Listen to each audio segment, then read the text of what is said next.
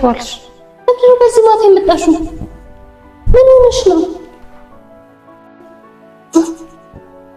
ደህና ነሽ? ቁጭ ምን ሆነሽ ነው? ምንም እማዬ፣ ምንም አልሆንኩኝም። በቃ ተናድጄ ነው የመጣሁት። ቤት እስካገኝ ድረስ ትንሽ ጊዜ አንቺ ጋር መቆየት እችላለሁ? ቤትሽስ? ልጆችሽስ? ትዳርሽስ? እማዬ እሱ በቃ እንደፈታ ሰው ነው ለሰዎች ሁሉ የነገረው። በምን አወቅሽ? ዛሬ ለቅሶ ሄጄም እንደገጠመኝ ታውቂያለሽ እማዬ? ልወጣ ስል በይ እግዜር ያጽናሽ ብዬ ስሰናበታት፣ አይ የኔውስ አንድ ፊቱን በሞት ነው የተሰናበተኝ። አንቺ በቁምሽ ጥሎሽ ሄዶ አይደለም እንደው ልጆችሽ እንዴት ልታረጊ ነው አትለኝ መሰለሽ? ወረኛ ቢያት ይሄ እኮ የመጀመሪያ አይደለም።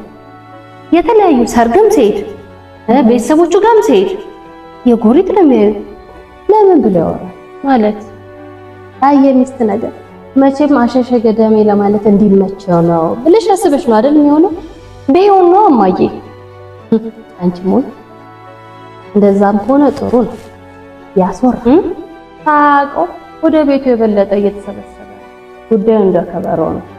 ሲሉ ሲያምር ሲይዙት ያደናገር ነው ጉዳዩ። ባለ ትዳር ወዳድ በዝቷል በአሁን ጊዜ። አንቺ እጅ ላይ ስለሆነ ነው የወደዱት።